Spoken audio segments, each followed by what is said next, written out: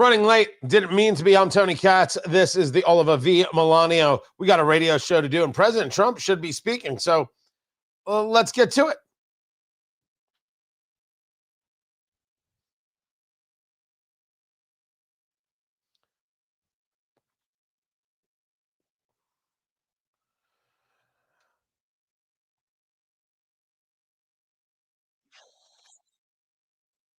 Incredible. The entertainment last night was incredible, including our great opera singer, but including the military. The talent and the military musically is also incredible. So it was great to be with you last night. I think it was something. That's the President of the United States. His name is Donald John Trump. You've seen pictures. Oh, the hair. It is something right there. And he is speaking at the U.S. Saudi Investment Forum, and there has still been a lot of conversation regarding the sale to Saudi Arabia of F-35 strike fighters. Tony Katz. Tony Katz today. Good to be with you. Find everything at TonyKatz.com. This move has many, many layers. You'll hear my conversation with Major Mike Lyons, retired United States Army. And you can also catch the video at youtube.com/Tony Katz, where this is far more than just an arms sale. This is a realignment of the Middle East in a way nobody's been able to do, because every other conversation has been focused on personalities, and Trump's conversation is focused on the dollars and long-term security.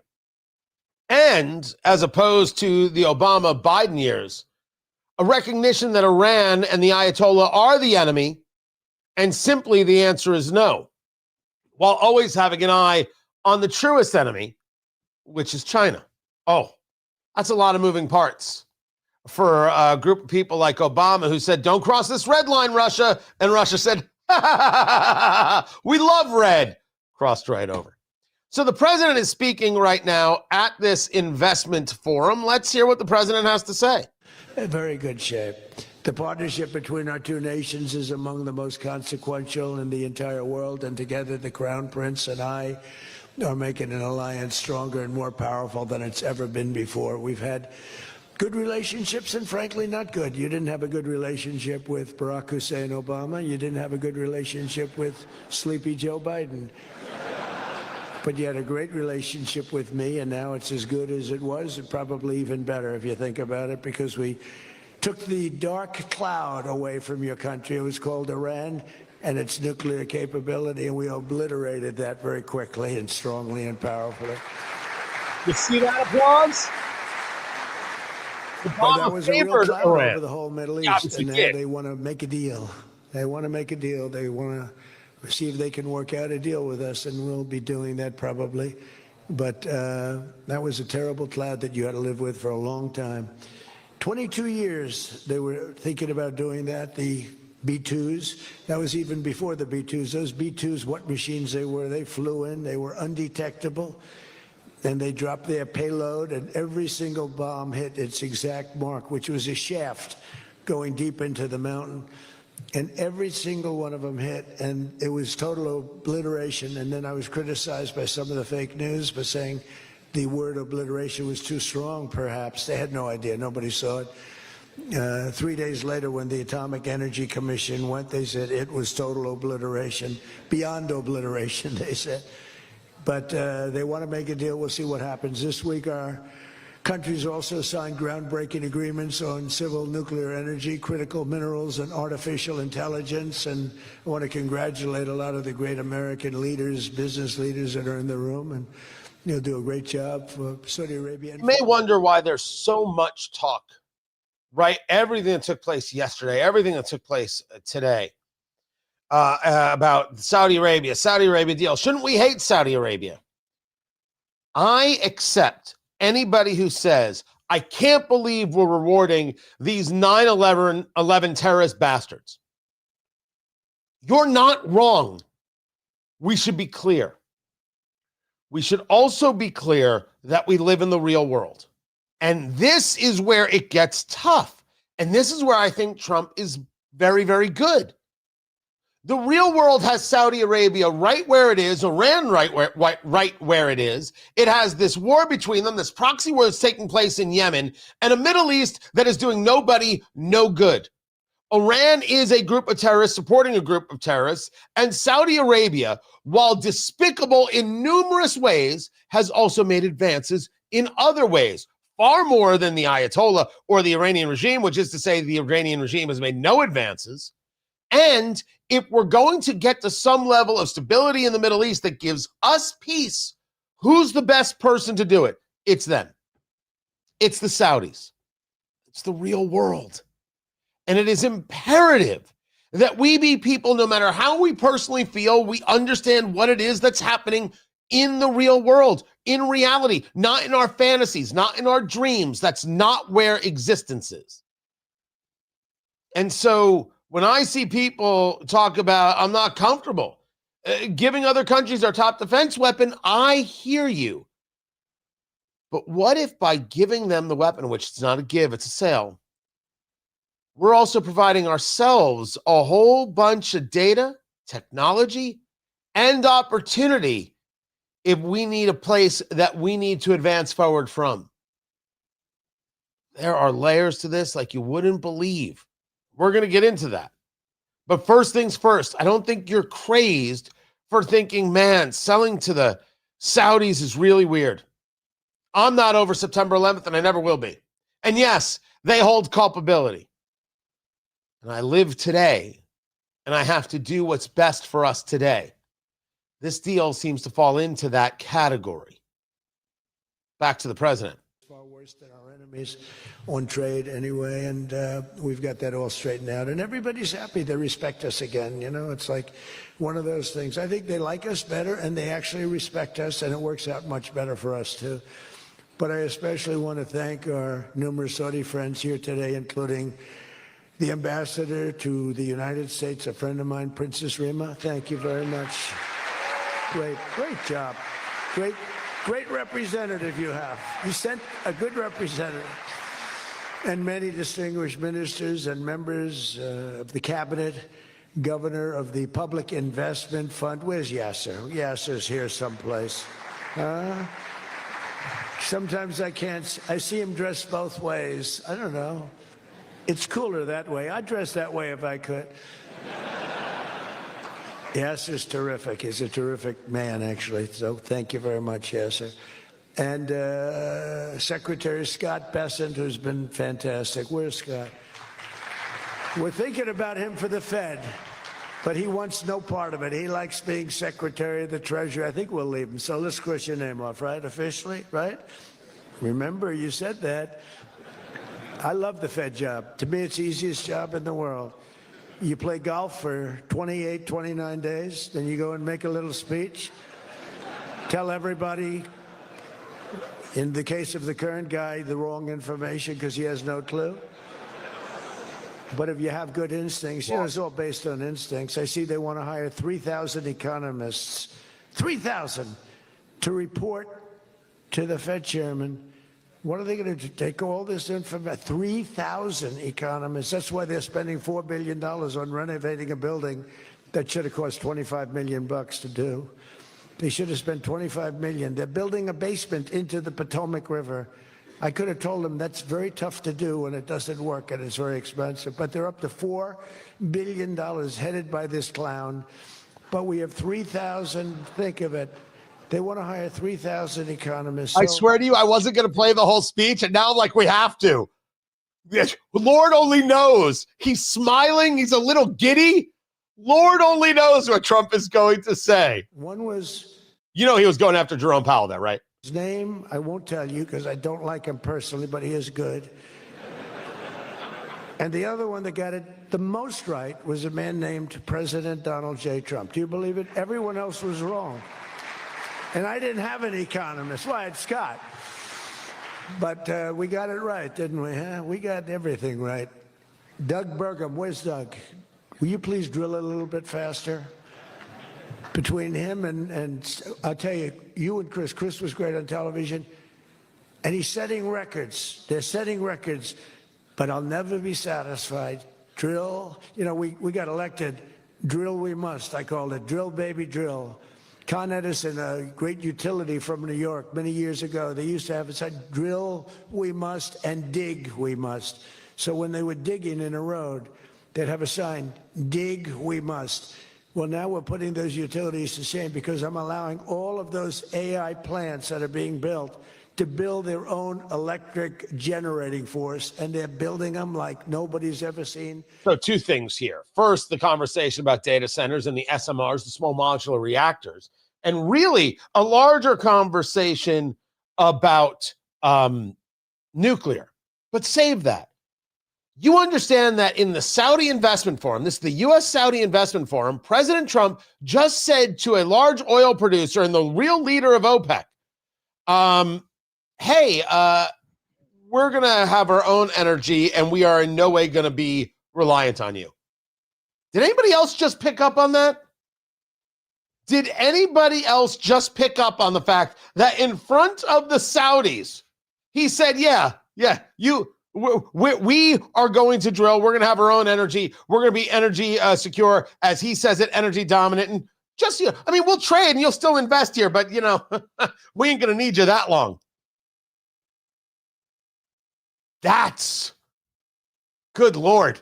The man will say anything. And let me take the quick break. We'll get back to the president. We'll get to the Epstein Files being passed. And right now, the legislation on the president's desk, the madness of what happened with Delegate Plaskett and how it all goes back to a representative by the name of Corey Mills and stolen valor. That story is coming up. Keep it right here. I'm Tony Katz. This is Tony Katz Today.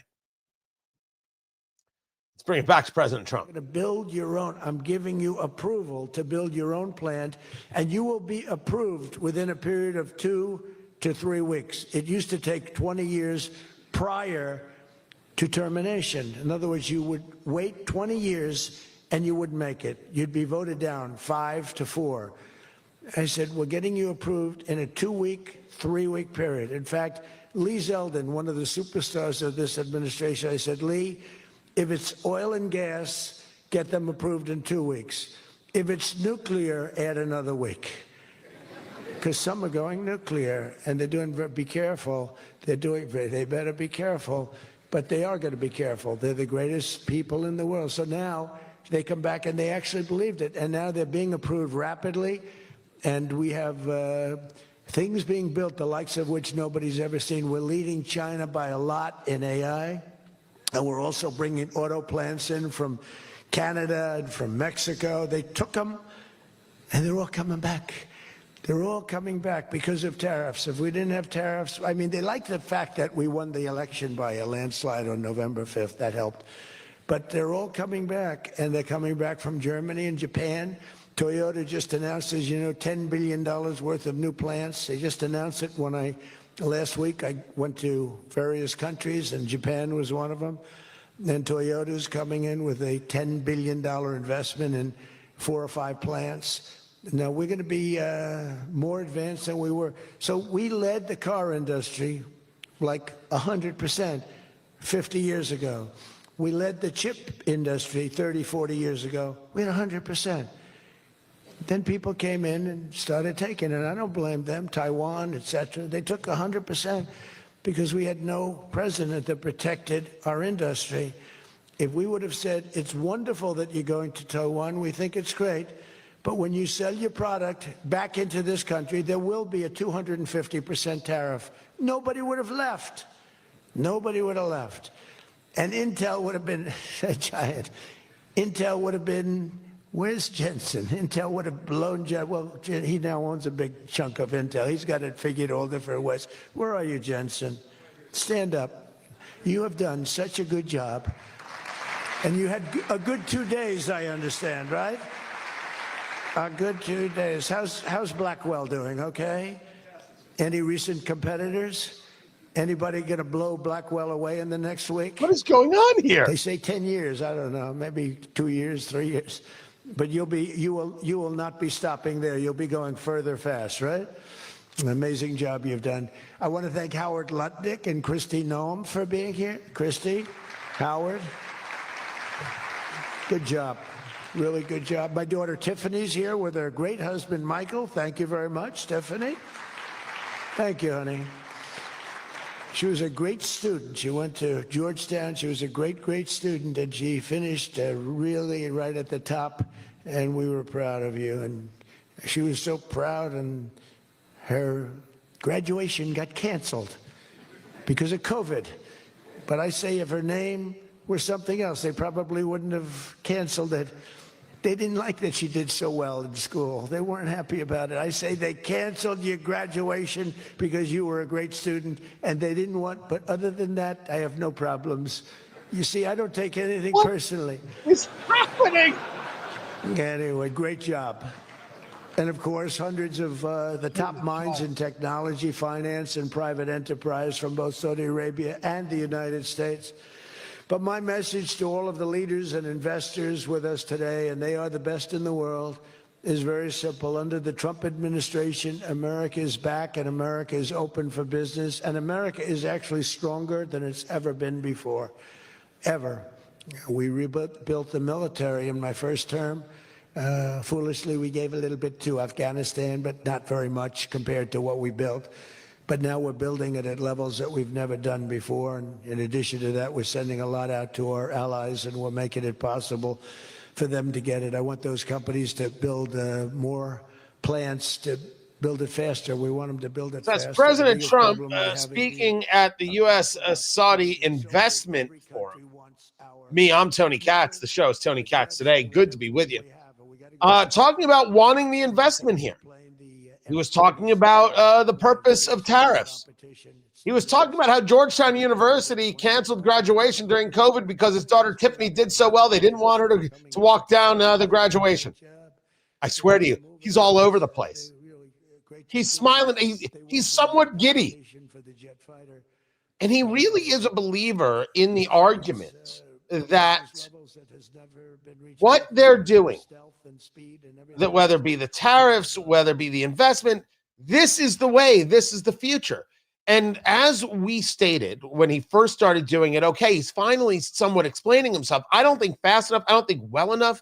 I don't think the administration's done a good job with this. This has been a miss on explaining economic opportunity and where they see economic opportunity, where they see it coming. Like they've never explained tariffs well and gotten America on their side. We've discussed this before.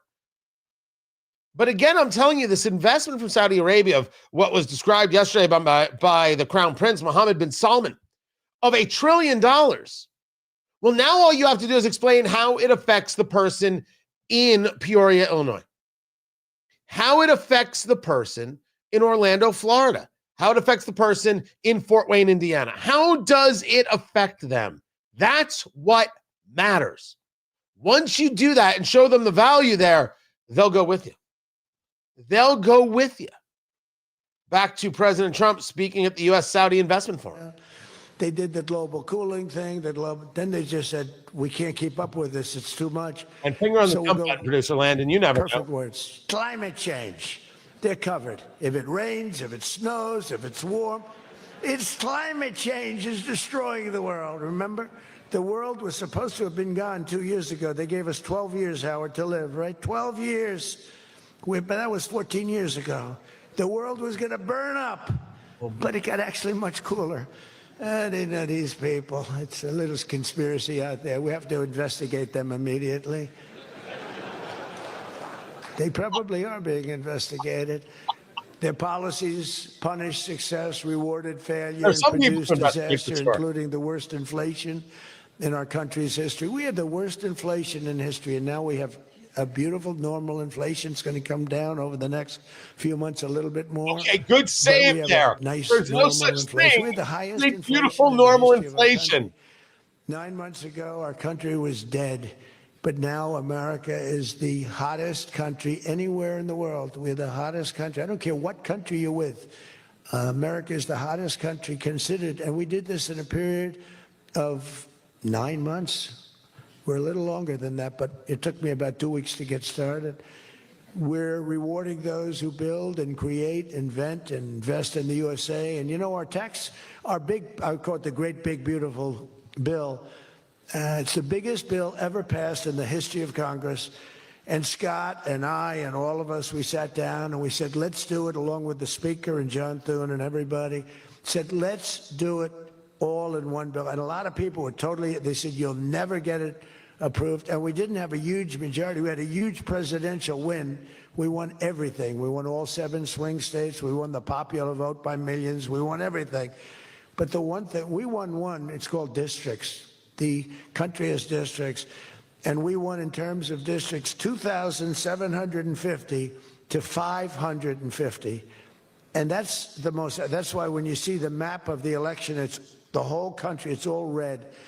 And it's pretty amazing. 2 little blue streaks on the right and on the left. And they're very little and getting smaller. But it's been, you know, it's been pretty amazing. But in 4 long years, Joe Biden secured less than $1 trillion. In 9 short months, I've secured $18 trillion to rebuild our factories, create hundreds of thousands of jobs, and bring back those beautiful words, made in America. And there is how you do it. What does this investment mean? More American manufacturing, more blue-collar jobs, more jobs for you in the Midwest, more jobs for regular Americans. That's the message. This right here is the first time you're like, okay, this is the message. This is what people can now go forward with. I tell you, I'm really shocked that they've done such a poor job of this messaging. And maybe it's because they didn't really understand what Trump was after. And they didn't understand how it was going to work. And by the way, we still don't know if it's going to work. Tariffs or taxes, I haven't changed on that at all. The inflation hasn't gone to the places that we thought it would go. It's still too high, though. And I'm not in favor of a rate cut, but you know that's going to come. But it's hard to explain to people, yeah, we've got all this investment. Oh, great, so rich people are getting money. How does it affect you? We're going to bring back manufacturing, and that means more good-paying blue-collar jobs, and you have an opportunity to be in even better conditions. That's something one can sell. That's something that people can connect to. Because tariffs mean, and it is well pointed out, prices go up. And we know this because President Trump dropped the tariff on coffee and beef and some other things to bring the prices down. So therefore, the tariffs rise prices. This is the first conversation I think we've all heard where he spelled it out, and you could see people who are in the pundit space or another space. Okay, this is something I can connect to. This is something we can now sell. But it should have been the communication shop. And I'll take a bit of a look at Steve Chung there and say, you have not been communicating this. It's been a miss. You've got less than a year till the midterms. You need to be doing this 4 months ago. But we're here now. You better start messaging this and messaging this the right way. This investment is about you in the Midwest. It is about you in the southern states. It is about you who are not the elitists of California or the elitists of the East or West Coast. This is about how you function and you live and your opportunities. This is how it makes your life better. Get messaging on that, will you? Good. Keep it here. This is Tony Katz today. That country is see what else the president has to say. But you know which one. And thousands and thousands of people are dying. And I said, that's strange. What would that be? And it turned out to be a disaster for the world. There's, nothing has been seen like that since 1917. I always thought that when I heard, pandemic or anything you want to call it, but I always thought that was like an ancient phenomena, that could never happen in modern times, but it did. But we did a great job with all of the things that we did with the vaccines, with the so many of the drugs that we came up with, making you better. Regeneron is an example. Regeneron was fantastic. I give them great credit for what they did. But we did great, and then we started doing the gowns and the masks and the goggles and the ventilators. We were sending ventilators all over the world. We became the king of ventilators. But what a period of time that was for all of us. But despite that, we had the greatest economy in the history of the world. And I'll tell you, it was an amazing time. But this looks like it's going to be blowing it away, because when these plants, which are being built now, and many are going to be started very shortly, many, but when they open, we're going to see numbers the likes of which nobody's ever seen before. And, you know, in some cases, you're building extremely complex plants. You're building plants to make computers and to make telephones, to make a lot of different things, missiles. But you're building plants that make things that are very, very detailed, and you have to have great knowledge. And you're coming here and you find, if we don't have people that did that before, we are allowing you, and I may take a little heat. I always take a little heat from my people, the people that love me and the people that I love. They happen to be toward the right of center, toward the right. Sometimes they're way right. But if you have to bring people to get those plants opened, we want you to do that, and we want those people to teach our people how to make computer chips and how to make other things.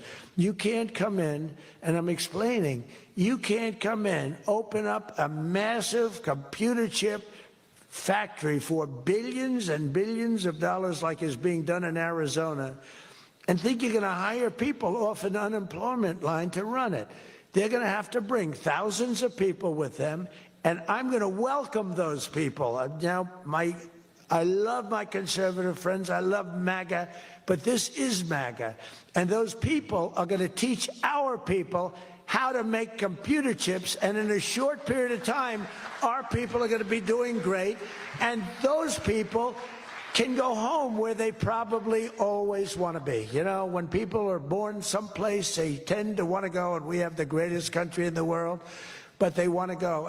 But they're going to do. We had one case in Georgia where a battery factory, batteries are very dangerous to make. They're complex, much more complex. Case in Georgia was they were here illegally. And they spent $1 billion to build a factory, and they were told to get out. And I said, stop it. Don't be stupid. And we worked it out. And now they're teaching our people how to do it.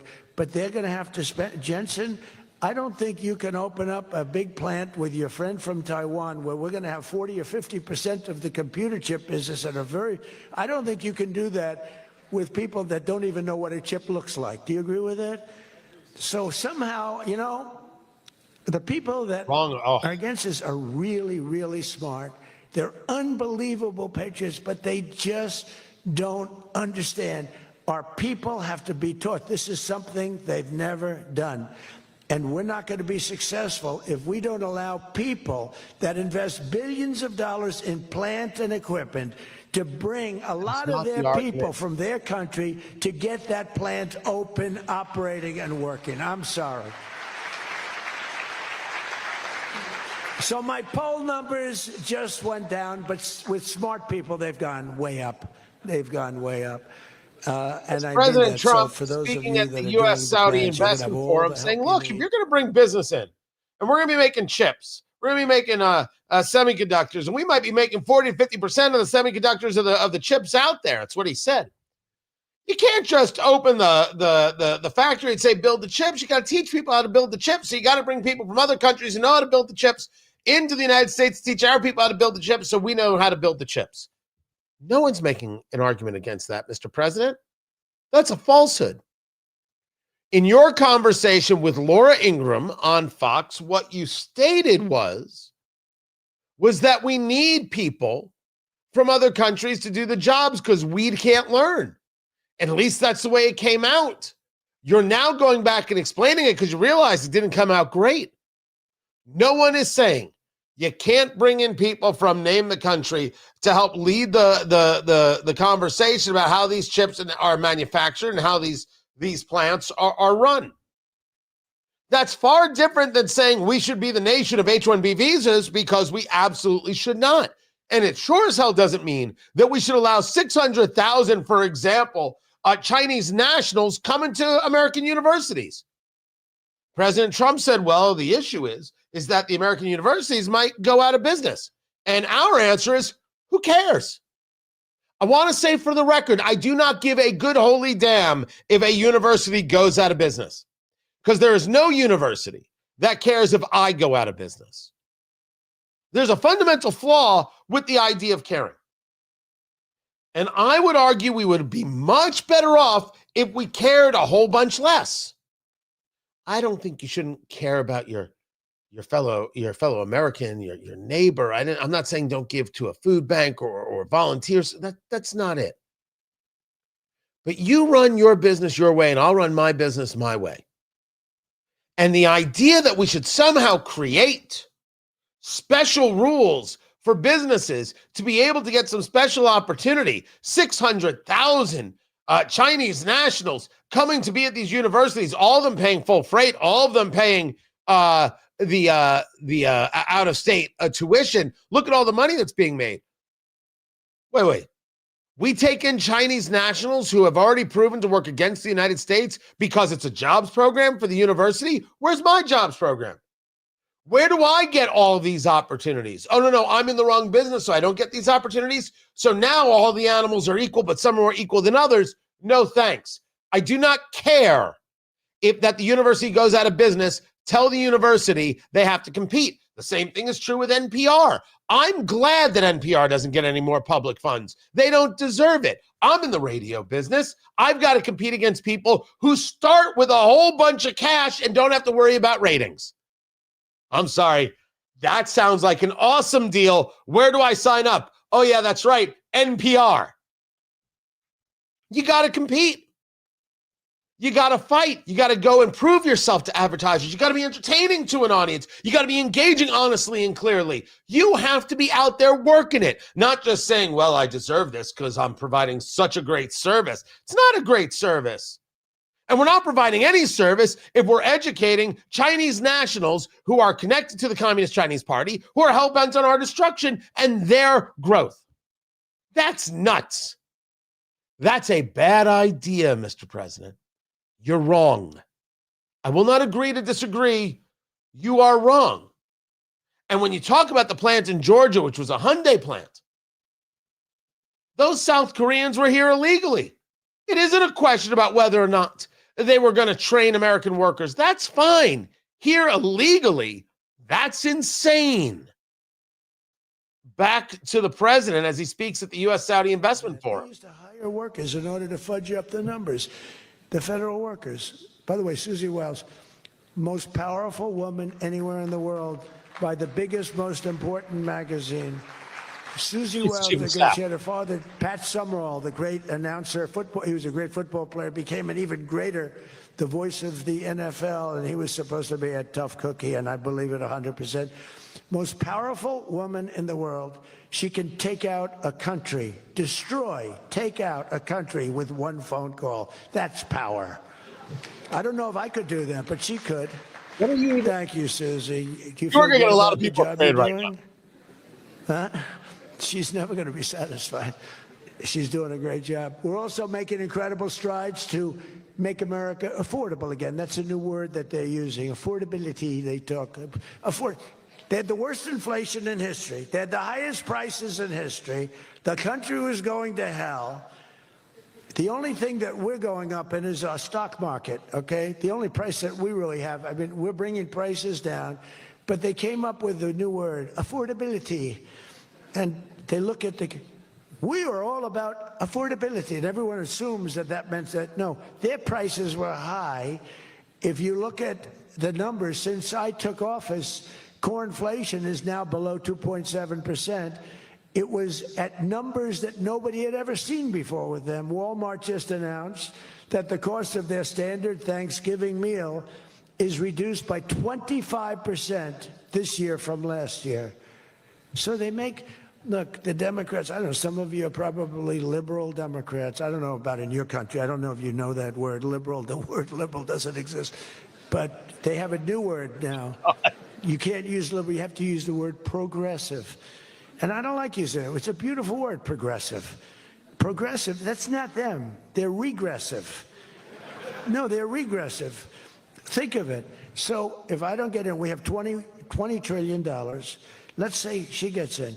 Instead of $20 trillion, you'd lose $10 trillion, and your welfare and other benefits would go up by 30%. Look at SNAP, look at what happened there. From 7 million to 47, from 7 billion to 47 billion.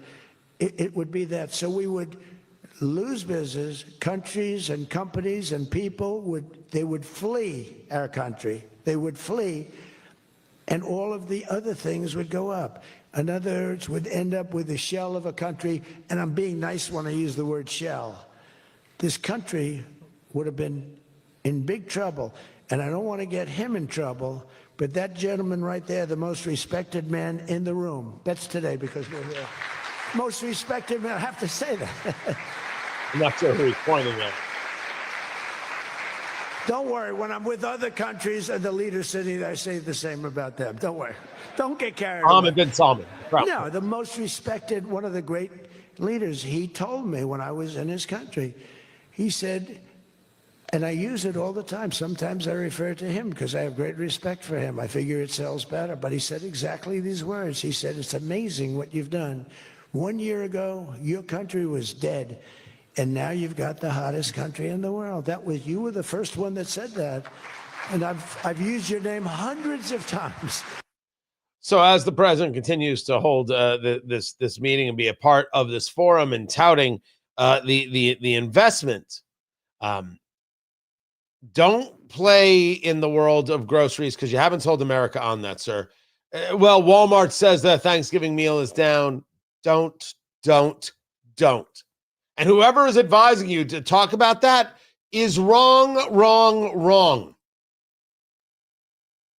Start showing actual results. And if that can be done via regulatory fixes, go about doing it. If there's another issue at play, start addressing it aggressively. But don't do this. You don't want to be that guy because America's not buying that one.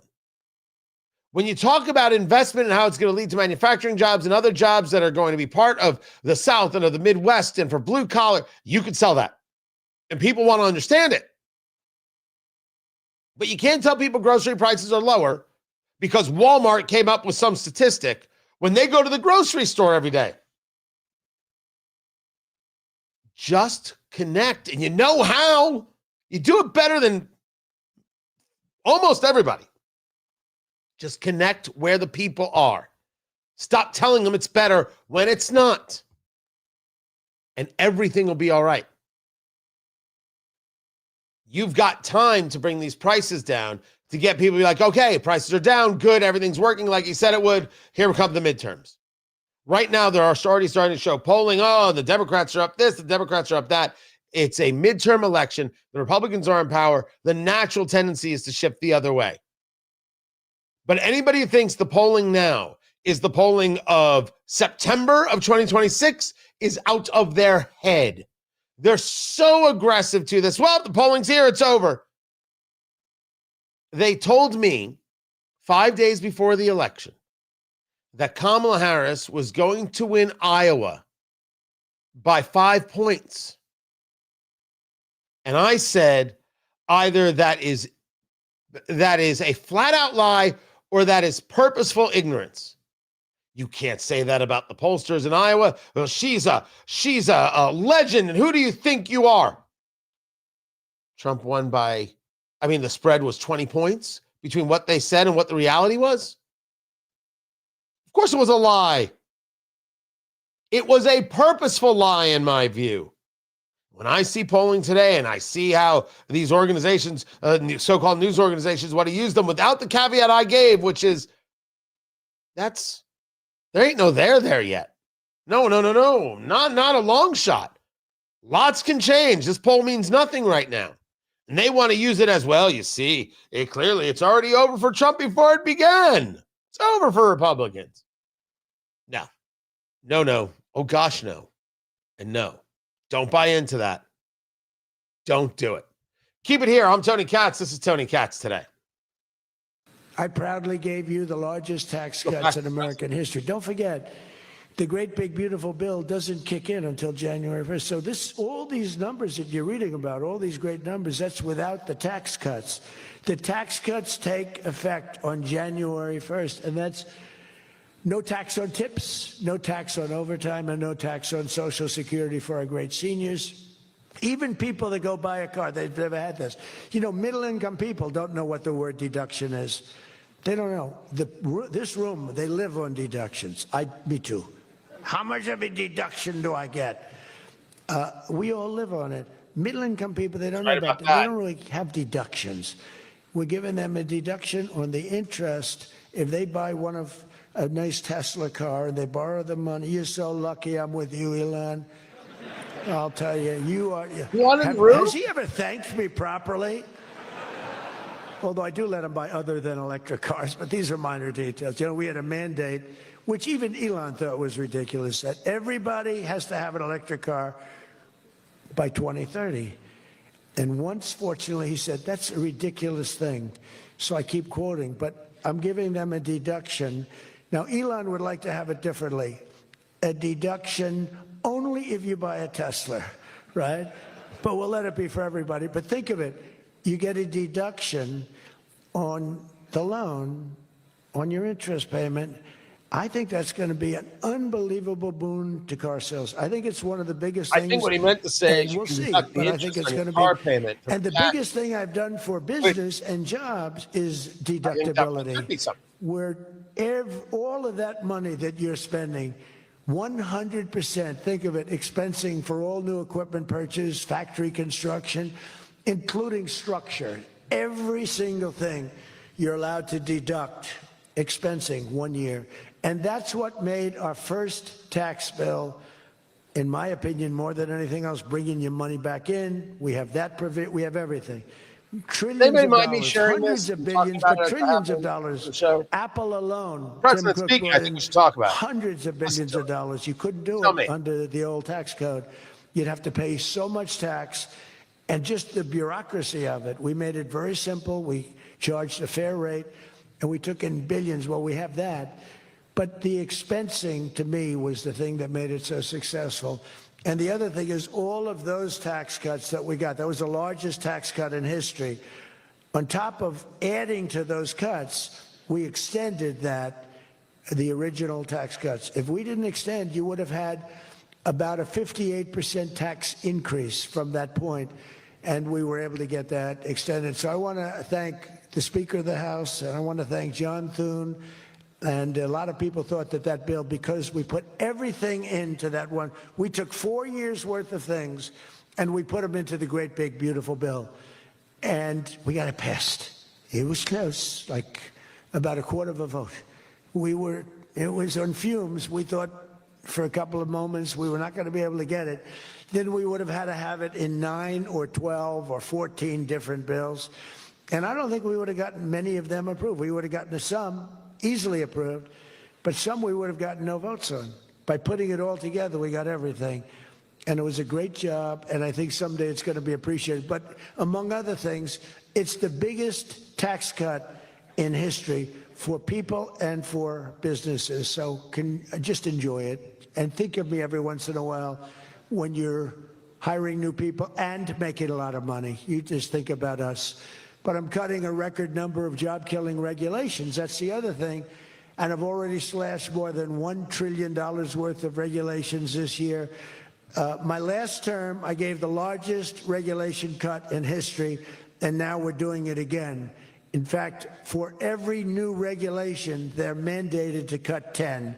And so far, it's for every new regulation, they've cut 30. So they have the idea. And very importantly, we stopped Joe Biden's radical crusade to kill oil and natural gas. Somehow, I don't think Saudi Arabia would like me too much if we decided to kill oil and natural gas. There's nothing like it. It works. Windmills don't work. Other things I don't want to get into. Oh, he's going to make environmentalists angry now. What does work is natural gas, oil, nuclear, and other things. But the windmills are a disaster. I am the biggest negative person on windmills. They ruin your locations. They ruin. When I look at some of these countrysides that are littered with windmills, and every time it goes around, you lose money. The country loses money. It's a disaster. And I just hope that some of these countries that are losing their ass, we have countries that are going bankrupt because they're putting windmills all over the place. You're supposed to make money with energy, not lose money with energy.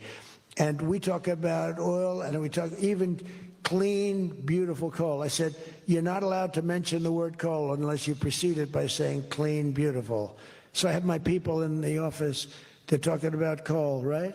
And they go, sir, a clean, beautiful coal is doing very well, sir. And then 2 minutes later, clean, beautiful coal. Then he mentions the third time, sir, coal. No, it's clean and beautiful because it needs a public relations help. Coal needs a little help, public relations wise. Again, never mind that it's funny the way the president says it. Tony Katz today. Guys, good to be with you. Glad that you're here. The president speaking at the U.S. Saudi Investment Forum is that he's talking about coal in front of the Saudis. He talks about drilling in front of the Saudis. This is the second conversation of, we've got energy. We're going to make our own energy. I know what business you're in. Don't care. You're just going to invest here. Thank you. Good night.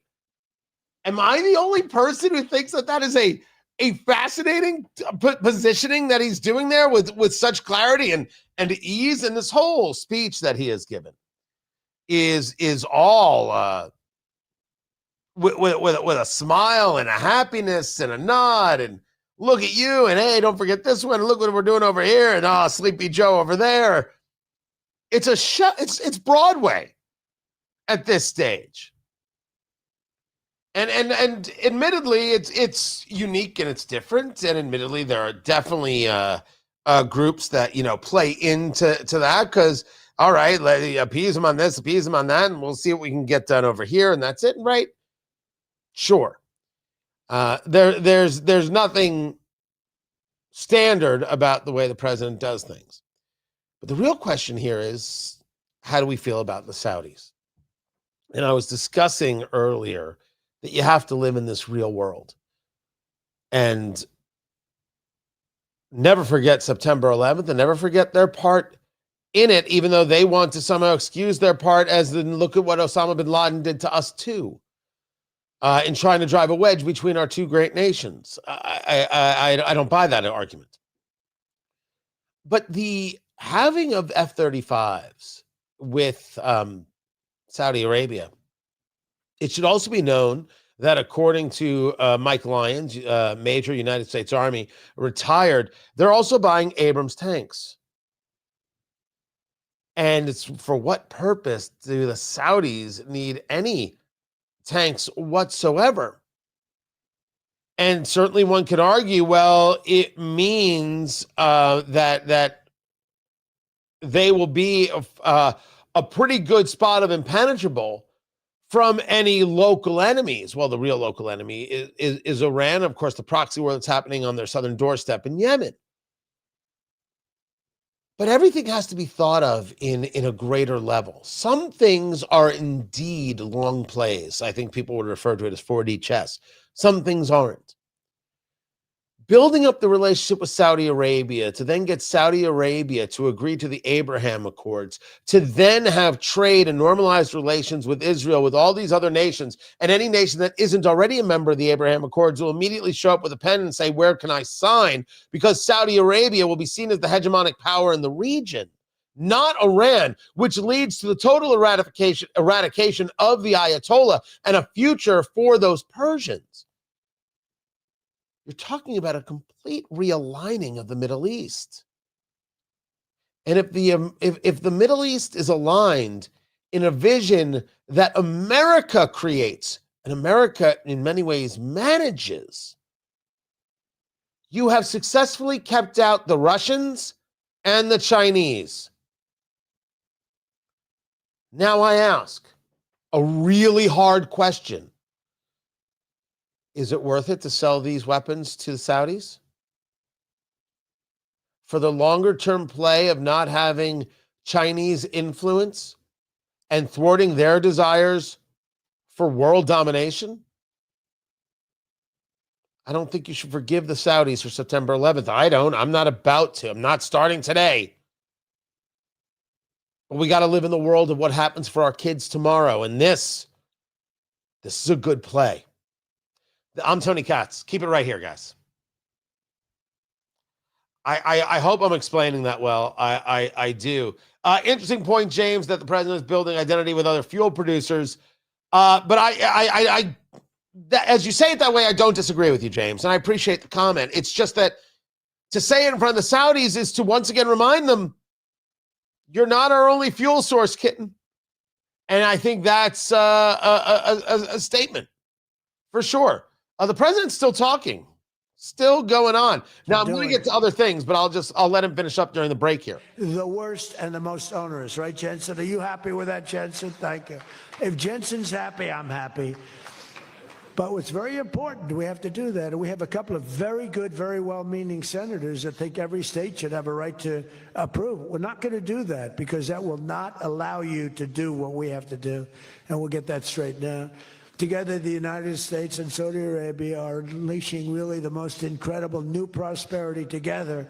And we're also making history and forging peace. And I've settled 8 raging conflicts, 8 wars. I've settled 8 wars. I have 1 to go. You know what that one is. I thought that was going to be my easy one because I have a good relationship with President Putin, but I'm a little disappointed in President Putin right now. He knows that. I thought that was going to be the easy one. I settled 1 war, 36 years. I got it done in 1 day. I had another one, 32 years, millions of people killed. Even Congo and the Rwanda, they had 10 million people killed. It was out of control. I got that settled. I have a man's father who happens to be in this room doing a great job, right? Got that settled. I settled 8 wars. And I'll tell you, His Majesty would like me to do something very powerful having to do with Sudan. It was not on my my charts to be involved in that. I thought it was just something that was Did you just say Sudan? Crazy and out of control. But I just see how important that is to you and to a lot of your friends in the room. Sudan, and we're going to start working in Sudan. I didn't think that that was one that was going to be so easy to do, but we're going to start working. Mohammed said... Well, there's Sudan, and then there's Southern Sudan, and then there's a lot of applause. Applause are outstanding. Thank you to you. No, it wasn't on my charts because I'm good at settling disputes, and I've always been. I've done very well with that over the years, even before this. But you know, I was talking about the different wars, and it's, look, India, Pakistan, they were going to go at it, nuclear weapons. I said, that's okay, you can go at it, but I'm putting a 350% tariff on each country, no more trade with the United States. No, you can't do that. I said, I'm going to do it. Come back to me, and I'll take it down, but I'm not going to have you guys shooting nuclear weapons at each other, killing millions of people. The Sudan story is really a conversation of the Africa play. And that is, Africa has long been ignored. Of course, there's a story I've got it. I'm going to share in the next hour. Nicki Minaj speaking from the UN about the persecution of Christians in Nigeria. Nicki Minaj speaking out more about Christian persecution than your elected official. You've got President Trump speaking to South African leaders saying, look how you're killing white people. Look at how you're chanting, kill the Boer, kill the white farmer. China has been aggressive about trying to control the continent in African nations. Well, we'll put it in an airport. Well, now we control the airport. And we'll decide what comes in and what comes out. And all of a sudden, you're holding a country hostage. That's been happening. Then you've got these Islamist terrorist regimes, the Boko Harams and the others. You've got massive civil wars. You've got EU ministers. Where was this from? This is the story came out today, imposing sanctions on individuals and entities for selling arms to militia groups in Sudan. So this is an interesting development here, for sure. I can't believe you got that one settled. We've been trying to settle that one for a long time. I said, don't worry about that. Just let me settle your frickin' war, okay? You don't have to help me. I don't need any help. I need help with your war. And it'll get done. But working with the Crown Prince was amazing because he mentioned Sudan yesterday. And he said, sir, you're talking about a lot of wars, but there's a place on earth called Sudan. And it's horrible what's happening. And I viewed it as being just sort of a freelance, no government, no this, no that. And he explained the whole culture and the whole history. And it was very interesting to hear. Really amazing, actually, to hear. And you know, we've already started working on that, okay? He said that would be the greatest thing you can do. That would be greater than what you've already done. That was your expression. Is that a correct expression? Pretty good. Now, I admit I don't know all the geopolitics at play here. We started about this is really 30 minutes after you explained to us the great importance of that. I view it differently now than I did just a day ago. But we also, as you know, we had a historic ceasefire. We ended the war in Gaza. And 2 days ago, incredibly, the United Nations Security Council backed I know I should pull away from this, and we have a great peace plan. We have peace in the Middle East. This is a strong peace, too. They say, oh, it's tentative. This is not. This is a very strong peace. We have 59 countries signed on. The thing to do. And when there's problems, I'm getting calls from countries. They want to go in and lead the fight to solve the problem if we have any problems. But right now, it's looking very good and endorsed. They endorsed the United Nations, what's called the Board of Peace, chaired by a person called Donald J. Trump. I accepted the chairmanship. They asked me to be chairman. That's what I needed. It's just a little more work. But it's a great honor. That'll be the greatest board ever assembled. Where do you see this board? This board will blow every board away. And I believe we're going to be lucky enough to have the Crown Prince be a very distinguished member of the board.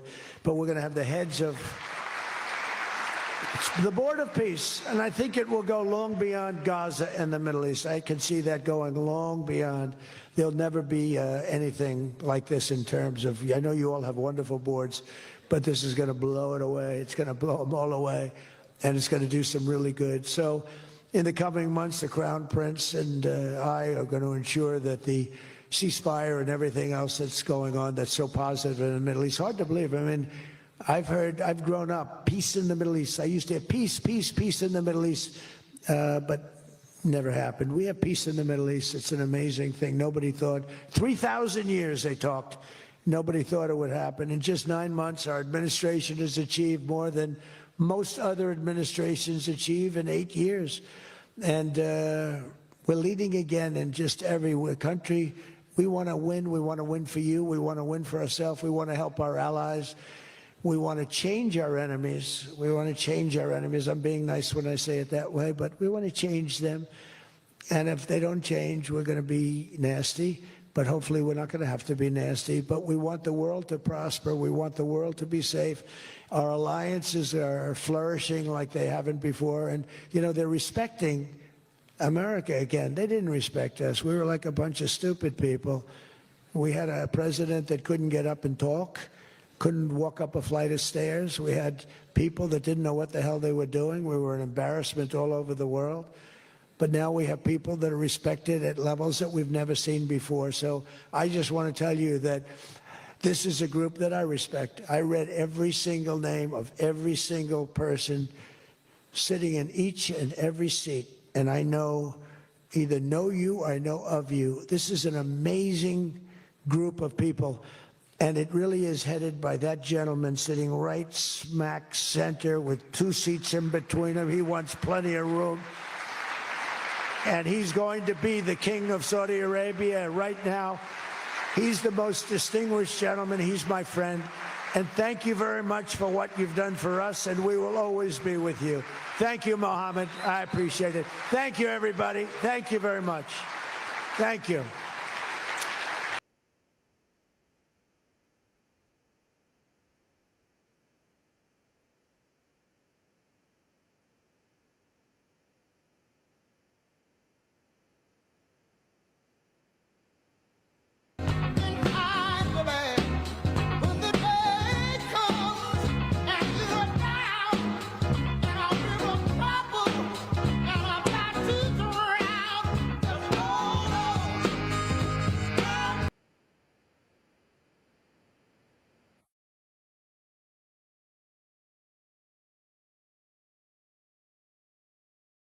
That was an interesting talk. Sorry about that. I was muted for a second there. I apologize.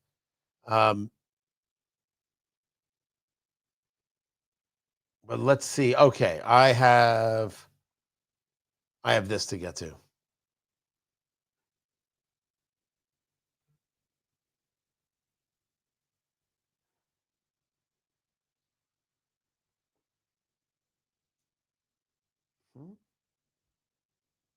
Coming back to the show, guys. I'm glad you're here. I'm Tony Katz. The show is Tony Katz today. This is the Oliva V. Milanio right here, or sometimes pronounced Oliva. Great stick. Enjoy the daylights out of it.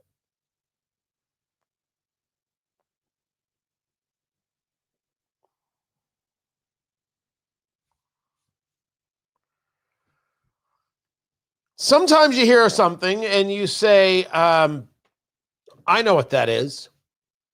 And it sure as bloody heck isn't what they told me it is. Tony Katz. Tony Katz today. Good to be with you. 833-468-8669. 833 got Tony. That's how you get to be a part of the program. The whole Trump derangement syndrome thing is very real. People who have been broken by President Trump's existence on the right and on the left. If we've proven anything here, is that it's possible to recognize good things and disagree with other things. There's never a moment that I do not understand that I am better off with Donald Trump in office than Kamala Harris every day of the week and twice on Sunday. And the idea that people are, oh my gosh, the Republican Party is falling apart and there's the MAGA is being torn apart. I don't actually care if MAGA is torn apart. I was never MAGA. I was conservative. I haven't changed from that. I didn't hate these people. I didn't understand why you would hate these people. In the same way I have said many times, the idea of never Trump is so unbelievably daft and totally unconservative as to be believed. And there are plenty of people in that never Trump world who have this Trump derangement syndrome. Adam Kinzinger is one of these people. And then there is the progressive left, which has decided that on any given situation, anything they want to do is fine, and anything you want to do is a destruction of democracy and of civilization as we know it. We have watched year after year after year of calling Trump a threat to democracy. Then you have the assassination attempt from this guy, Tom, I don't use names, sorry. I almost went against my own system there. But he's in the news because this guy referred to himself as non-binary and a connection to furries. And when is anybody going to notice that there seems to be an awful lot of connection to the transgenderism world and this violence? I'm not saying it is solely that purview, but we certainly have seen a lot of it. But what about the overarching? You told America that Trump's a threat to democracy for 8-9 years, and you've been begging, like I believe MS Now, which is now called, and CNN, have been begging for a lone wolf, and you got one. And I believe that they're still begging. They're just doing it in different ways. And in this way, it is, as I view it, nothing more than treasonous. A group of senators and representatives made a video. The video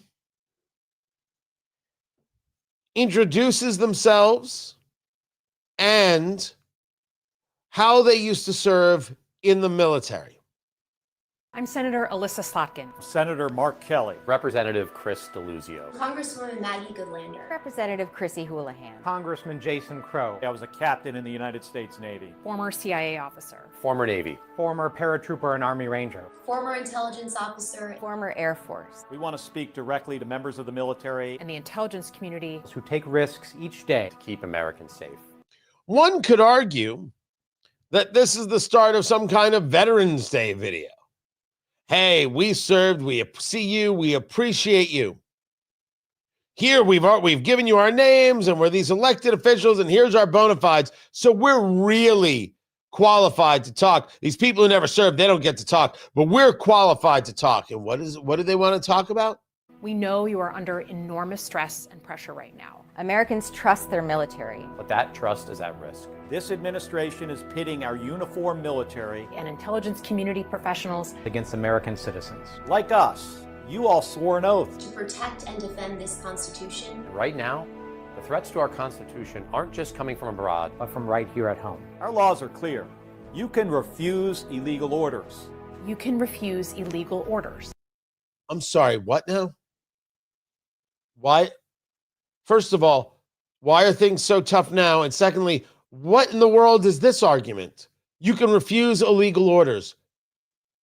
Why is this video taking place? Why is this happening? Oh, that's right. You know why. Ladies and gentlemen, this is 5-6 members, Democrats of the U.S. Senate and the U.S. House of Representatives, calling on those in active duty military to disobey orders from the commander-in-chief.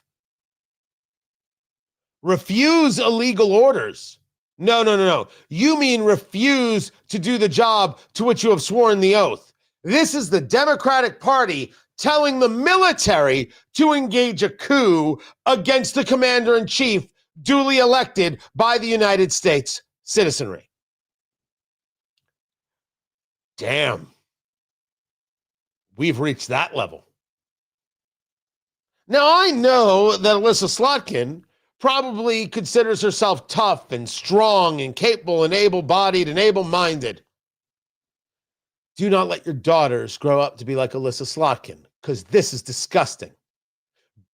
Gentlemen, wives, mothers, women, ladies, do not let your sons grow up to be like Mark Kelly. Astronaut, sure. Actually pushing for the undermining of the chain of command? Nah. Don't you push for that at all. You must refuse illegal orders. No one has to carry out orders that violate the law. Or our Constitution. We know this is hard and that it's a difficult time to be a public servant. But whether you're serving in the CIA, The Army, or Navy, The Air Force. Your vigilance is critical. and know that we have your back. If you are not disgusted, I don't know what else to say to you, except it's been nice. But I don't think that we exist on the same plane of reality anymore. And maybe it's time for those people who don't understand how ugly this is to get some help. I think in any natural setting, if it was you and me sitting on a bar stool having a bourbon, we'd be like, yeah, you shouldn't, follow in a legal order. Oh, there might very well be ramifications for that. But then we'd have a great debate about what is an illegal order. They're not doing that. They are saying Trump making an order, engaging an order, Pete Hegseth, the Secretary of War, engaging an order, that in and of itself is illegal. They are saying that the commander-in-chief and his Senate-confirmed cabinet are breaking the law. And if that isn't treasonous, I don't know what is. Alyssa Slotkin is someone I'm supposed to respect? Hell no.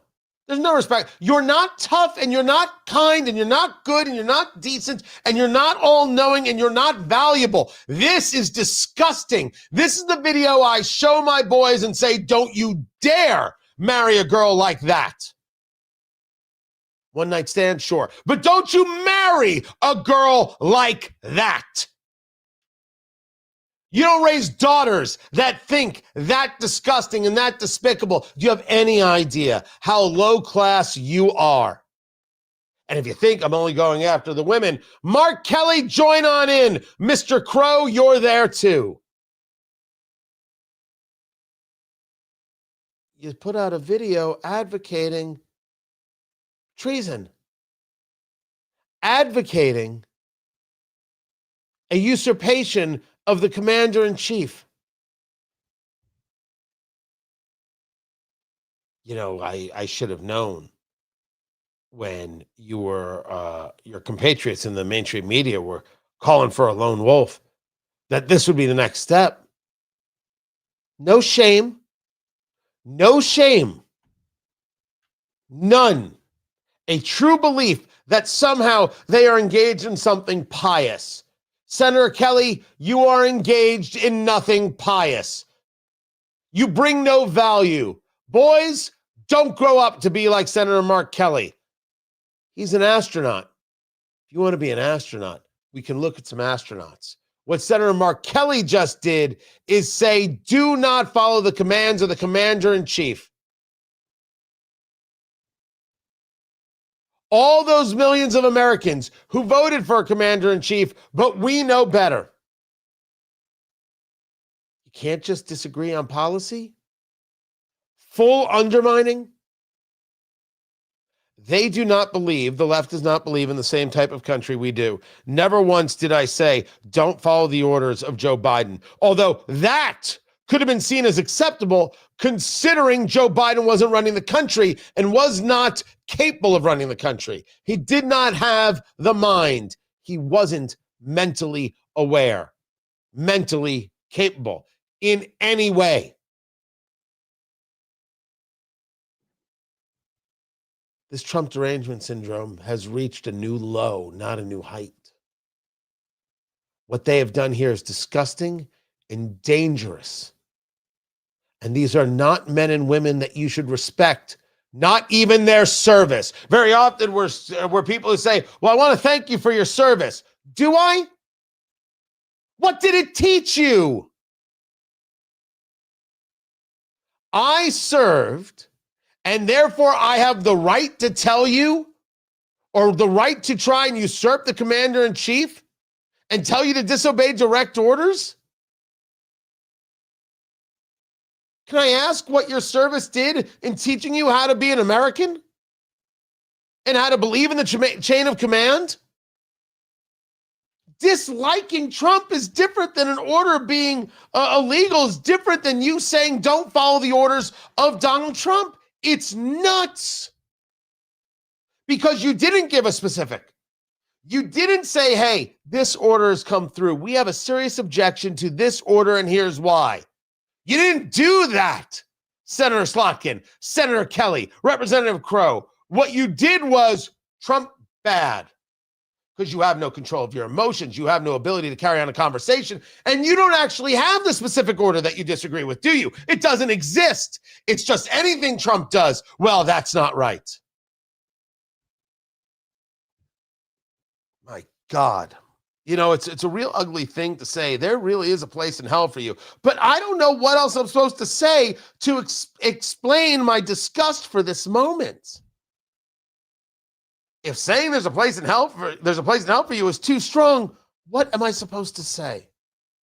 You know what? Maybe I've said enough. Now maybe it's time for Americans to say something, to share this video with their kids, with their loved ones, and say how terrible and how awful and how obscene. And there is no depth to the depravity of Senator Slotkin or Senator Kelly or Representative Crow or any of the others.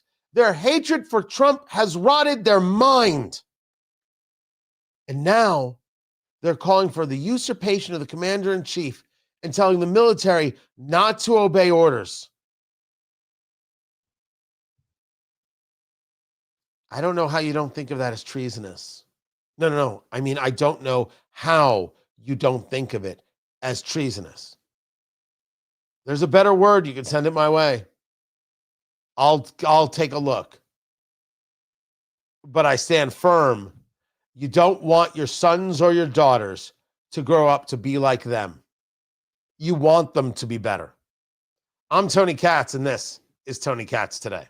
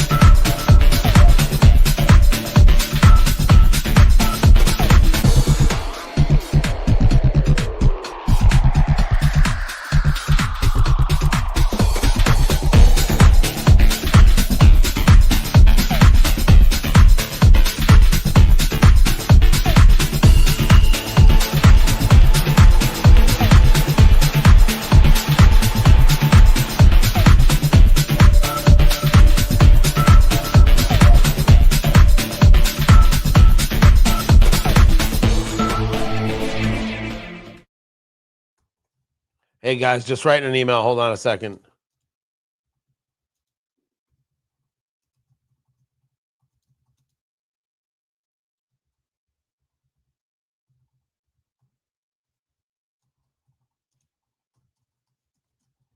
Working on getting some people on the show right there. And then where do I have this?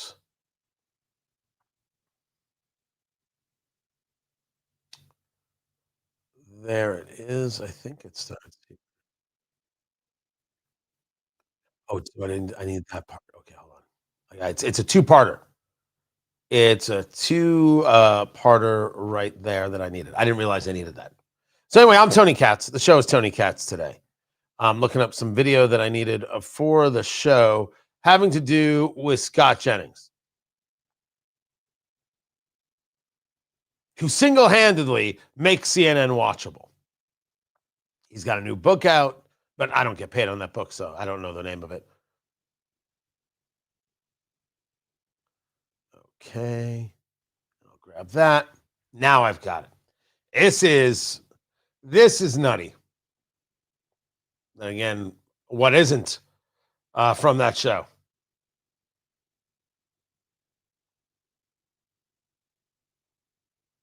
The video itself can be seen. Let me see if Twitchy has it. But yes, you should be able to easily find this on the YouTubes. Let me see if I can grab it really quick for you.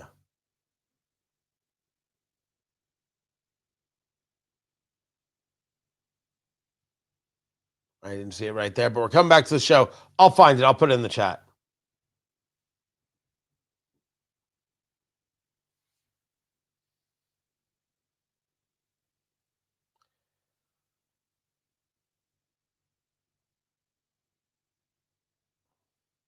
So I came across a video clip of Scott Jennings over there on CNN. And Scott Jennings, more and more, is the only reason to watch CNN. Tony Katz today. Good to be with you. And Scott Jennings, well, I don't even know if I should have to set it up. Let me start it as it starts here, as he is engaged with another person on the panel on the political left on that show that Abby Phillip does in the evening.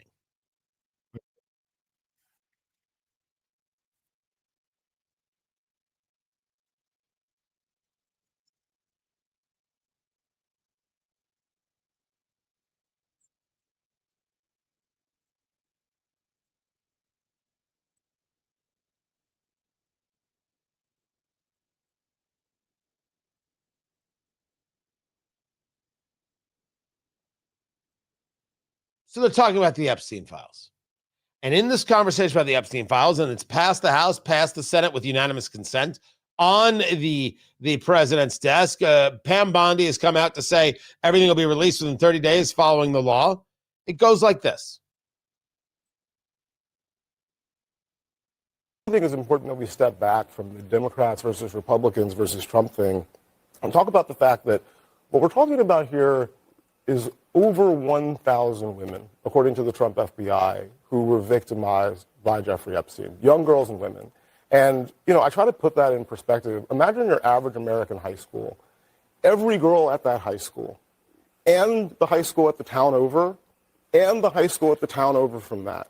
And I really don't think this is a Democrats versus Republicans versus Trump issue. This is a powerful men who did very bad things, and they're victims. And there's really only one side that, at least the way that I was raised, it makes sense to stand on. And I really have real questions for anybody who is trying to obfuscate or diminish what's actually going on here. And just like the rest of us, disgusted by what Jeffrey Epstein did, and you shouldn't stand in the way of it. You should find out who did this and put them in jail. Again, Scott, you keep saying, well, he didn't do anything. There's no indication of criminality. If that's true, he should be elated that we're putting these things out. It's not if that's true. It is true. Can you name any evidence? I would like to see the evidence. What I'm saying is, You think after 10 years of public life, you wouldn't know it already? no, I don't. No, That's man, exactly the point. Oh, my goodness. Scott, This is an IQ test. Don't fail it. Come on, man. Scott, that's 10 years Donald Trump has been in public life. embarrassing. So what Scott Jennings says to this man is that you keep wanting to add Trump to this mix like Trump did anything wrong. There's no evidence he did anything wrong. And this guy's saying, well, I want to see the evidence. You don't have any evidence. There is no evidence. And Trump said this, and what Jennings said is this is an IQ test. Don't fail it. Now, at this moment, I need to tell you that the man that he was speaking to is black, which brings out another person on the panel who, yeah, you know where this is going, don't you? Real quick, I just want to bring it back to something that just happened. I feel like I just heard Scott call into question this black man's intelligence with the IQ test. That's what I feel like I heard that. And so I just want to say something. This is what it sounded like. You want to make it racial, go ahead, but it's ridiculous. Well, I mean, I think that by the way, we know each other and we're friends. I know this man. He's a smart guy, and we're having a debate. We're having a debate. Don't make it into so. We don't even know each other, but we do. This actually. I have met very smart white people, and I have met very stupid white people. Same thing is true with people who are black. Same thing is true with people who are Jewish and Hispanic and gay and straight. There are two sides to the bell curve. But what is this idea? And clearly, this is an IQ test. Don't fail it. It's a rough line. It's not a racial line. But here is this commentator, a pollster who is black, who wants to make it racial. Are you telling me, Mr. Pollster, you've never met anybody else who is black who isn't bright? I have met Jews who are as dumb as a stump. They voted for Kamala Harris. I have met very, very dumb Jews in my life. I've met very smart Jews in my life. There are two sides to the bell curve. I'm not allowed to say so? Somehow it's offensive? Oh, no. I could say so because I'm Jewish, but I can't say so because I've met somebody who is straight, white, and Christian who's smart and straight, white, and Christian who's dumb. I can't? Oh, no, I can say only about if you're black. I got it. How about this? No. Scott Jennings is right, and you're part of the problem. If someone is not bright, regardless of the color of their skin, you can say so. It's okay.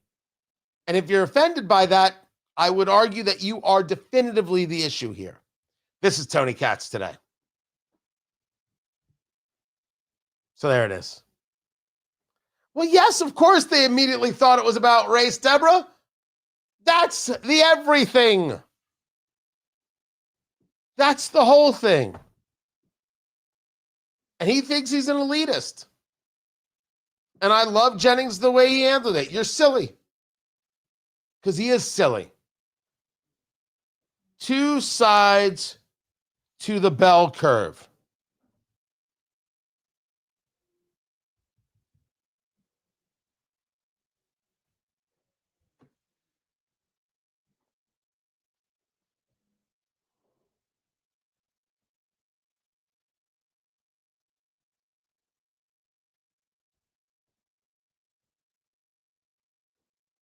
All right.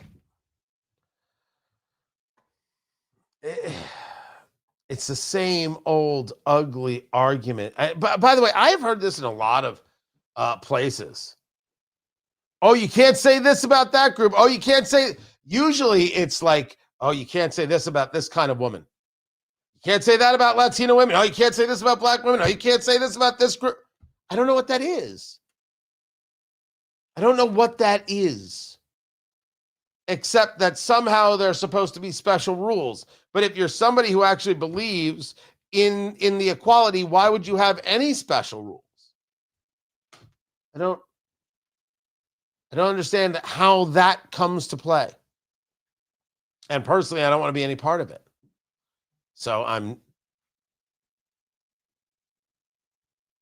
not going to be any part of it. Not at all. So let me gather some things together here.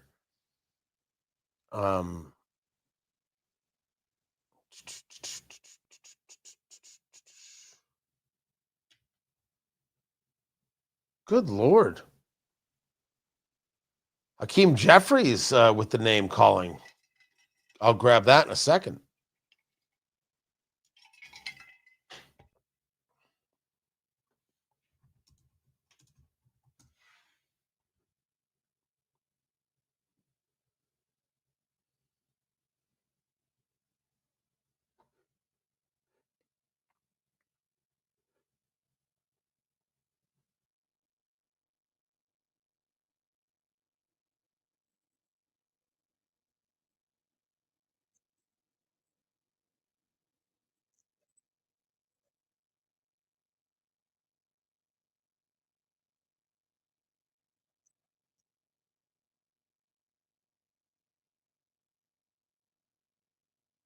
Okay, so I've got that audio right there. Just gathering some stuff for you guys. So I want to make sure I've got this story in full.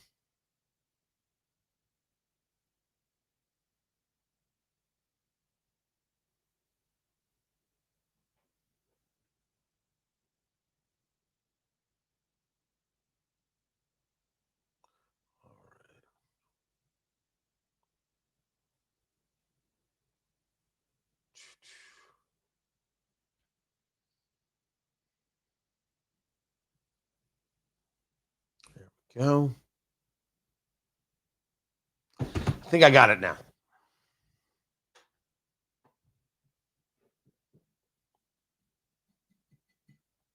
Coming back to the radio show. I'm Tony Katz. Glad you guys are here.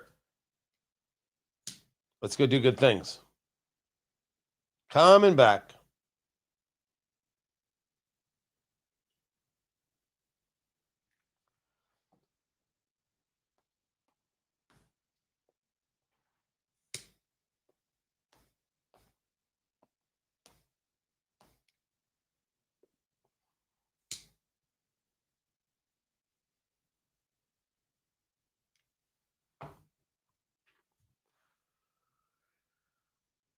The Epstein Files to be released passes the House of Representatives with one no vote. That no vote belonged to Representative Clay Higgins, who made, I think, a rational argument that the issue is we haven't redacted any of the names of the victims. And what if they don't want their names released? This was a discharge petition that went to the House. The discharge petition goes around the regular system and says if you have a plurality, a majority, I should say, of members of the House, you can bring a bill directly to the floor for an up and down vote. Okay. That's what happened. And nobody wanted to be on record saying no to the release of the Epstein Files, so everybody voted for the release of the Epstein Files. The Senate engaged what's known as a unanimous consent decree. And by doing so, they never voted. They already said the minute the legislation arrives, consider it passed and send it directly on to the president's desk. And it's on the president's desk. You then have Pam Bondi, who has stated that she's going to follow the law. When you say follow the law, Madam Attorney General, do you mean that you will provide all the files by 30 days? We will follow the law. The law passed both chambers last evening. It has not yet been signed, but we will continue to follow the law, again, while protecting victims, but also providing maximum transparency. Well, does that mean you're going to now redact the names of victims? Because I don't know if the legislation states it that way. Maybe she's got the power to do so. Does that mean things won't get released? Well, if something is under current investigation by the DOJ, for example, the FBI, as Kash Patel stands behind her, the director of the FBI, that could mean that they don't release those things, which of course is going to lead to more to, see, look what you're hiding, and your hand-picked Justice Department is hiding this and all that kind of nonsense. But after that all took place, there was a vote to censure Stacey Plaskett. Stacey Plaskett is the delegate from the U.S. Virgin Islands. So not a voting member, not a representative, but she does represent the Virgin Islands and lobbies in their interests, and she does sit on committees and all that jazz. In a hearing in 2019, where Michael Cohen, President Trump's fixer, a guy who the minute you saw him, you knew he was going to flip. That guy was born to play the part of the squealer in any mob film ever made. Michael Cohen is testifying, and Stacey Plaskett, who's on the committee, is getting text messages. Ask about this and ask about that and check in on the other. Those text messages were coming from Jeffrey Epstein, this child sex trafficker, this liar, this fraud. He is texting Stacey Plaskett, and Stacey Plaskett is asking questions. Wait, what does that mean? Ooh, so should I ask it like this? Things like that. She took direction from this pedophile sex trafficker. The House is rightfully disgusted and wanted to censure her for doing so. Congressman Jamie Raskin, Democrat from Maryland, who has absolutely no floor, said, I don't know what the big deal is. What does it matter? There's no rules against someone taking a phone call in the middle of a hearing. And besides, Jeffrey Epstein was one of her constituents. Jeffrey Epstein owned a home in the Virgin Islands. It doesn't make him a constituent. And that's how you're going to defend getting text messages from this child sex trafficking pedophile lowlife. You know what? Dear Lord, Jamie Raskin. A great thing to note here. Democrats will do anything to protect other Democrats. Republicans won't vote to redistrict. Democrats will excuse engaging a relationship with a sex trafficker, but how dare Republicans engage in a legal, lawful political process to which no children are harmed? I swear to you, if Republicans don't learn, they're going to keep getting treated like this. So they engage a vote to censure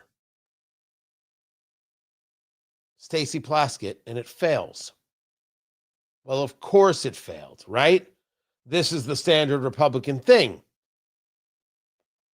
They don't censure Ilhan Omar. They don't censure Stacey Plaskett. What in the world is this all about? Well, it turns out what this is all about is a representative by the name of Corey Mills. Corey Mills is a congressman from Florida. And Kat Kamek, who I adore, Anna Paulina Luna, both of Florida, Nancy Mace, have all come out to say this censure failed because of Representative Corey Mills. And you're like, wait, I don't understand. How in the world does a censure fail because of Representative Corey Mills? This was the scene after the vote that did not censure Stacey Plaskett. The House is still in session. The members are milling about, and Representative Anna Paulina Luna takes to the microphone to ask a question. Give it a second. The House will be in order. For what purpose does the gentlelady from Florida seek recognition? I have a parliamentary inquiry. The gentlelady from Florida will state her inquiry.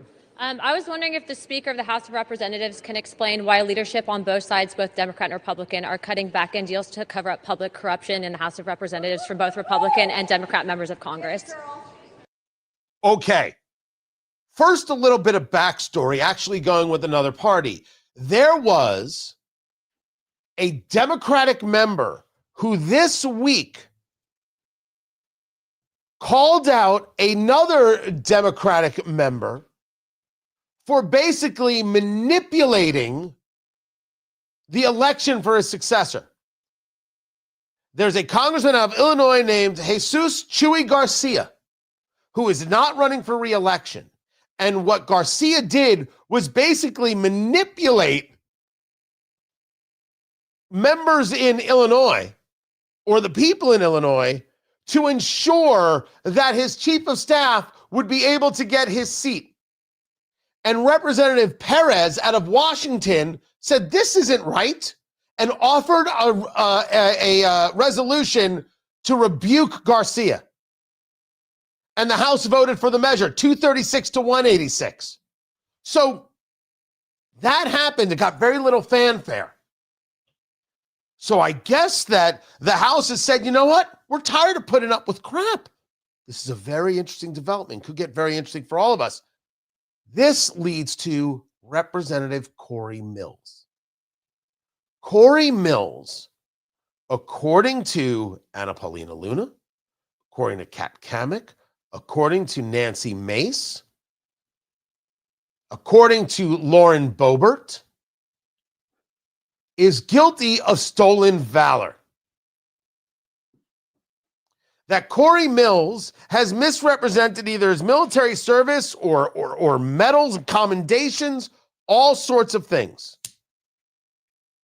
That the reason that Ilhan Omar has not been censured is that if she were, Democrats would respond by censuring Corey Mills, and the Republican Party is trying to protect him.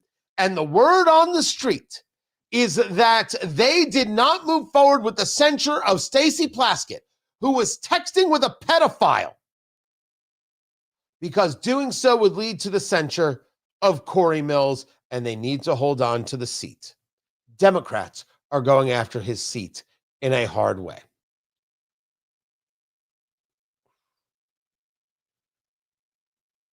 That is insane.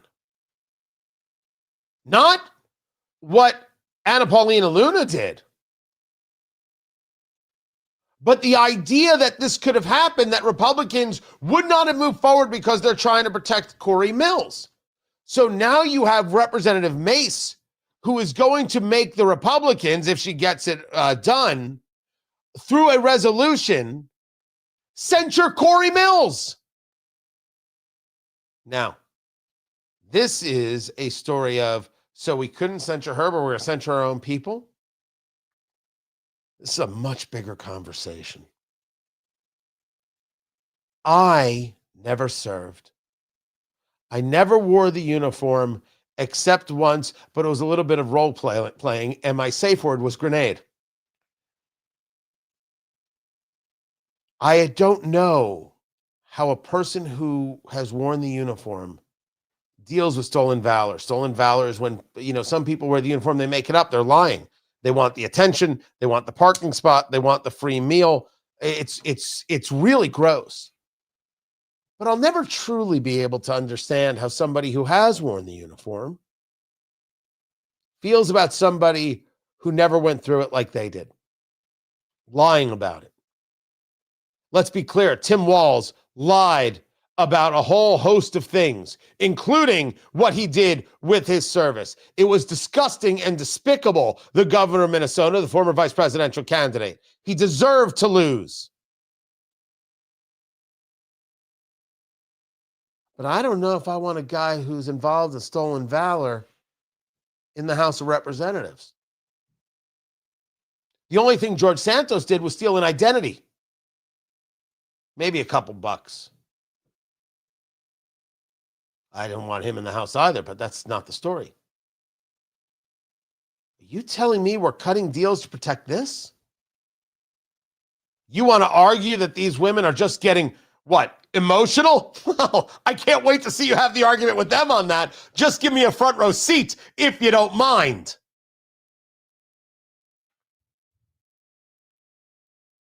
To not censure Stacey Plaskett is despicable. To not do it to spare another member is insane. She needs to be censured. To protect a guy regarding stolen valor?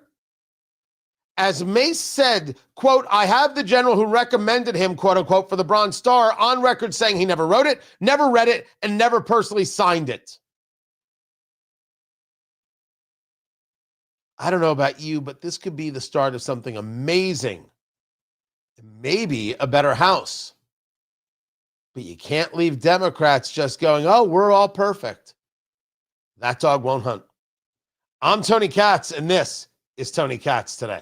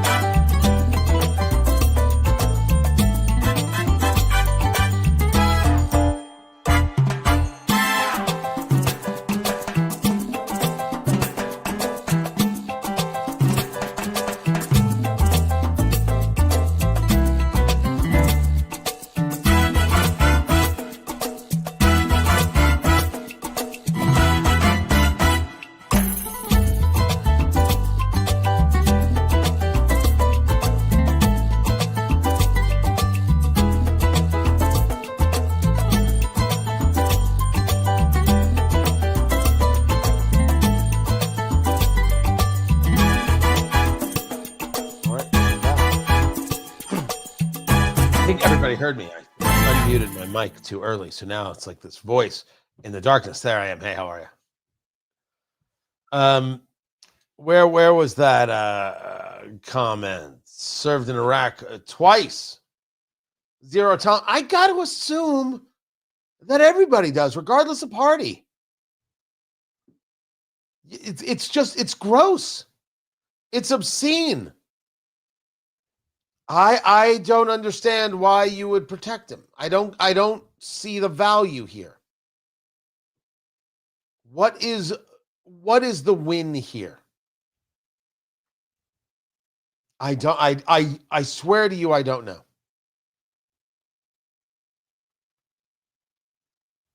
But I can't I cannot visualize it. And I'm curious to see what happens.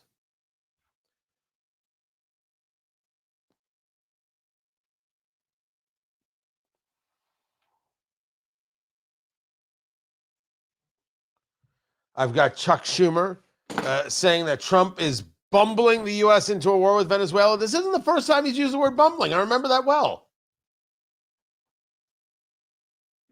They'll say anything. They will say absolutely, positively anything.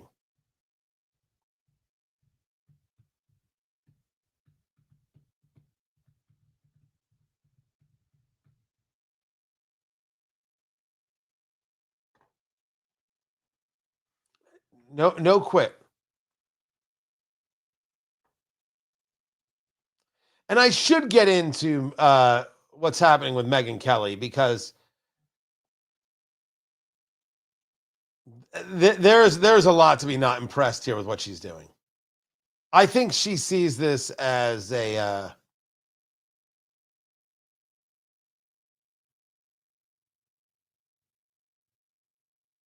I think she sees this as some intellectual approach. I'm not sure. I don't know if I can if I can purposefully or rationally defend it, I should say.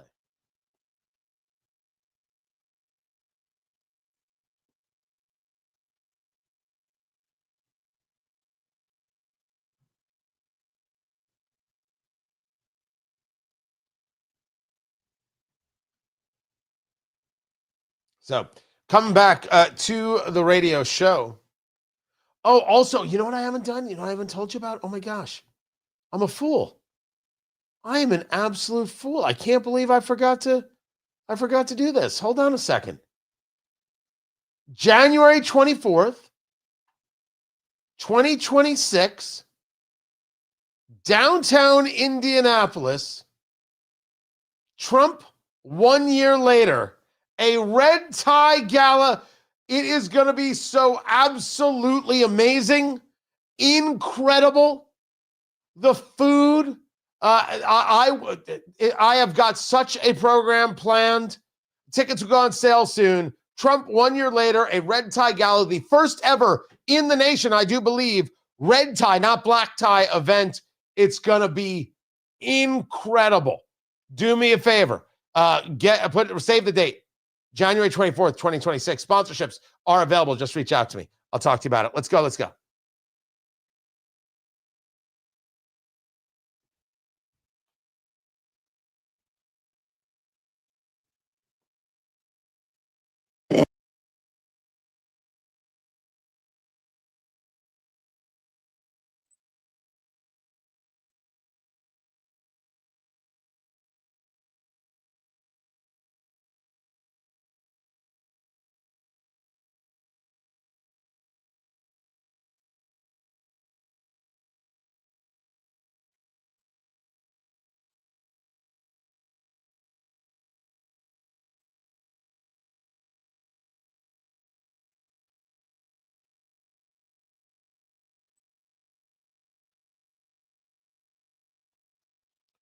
That's Nicki Minaj, invited by Ambassador Walz to speak at the UN about the persecution of Christians. And I will bet you any amount of money that Nicki Minaj has spoken more about Christian persecution at the hands of Islamists and others in Nigeria than your elected representatives.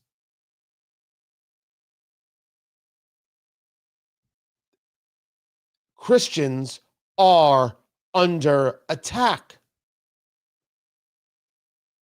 We should do something about this.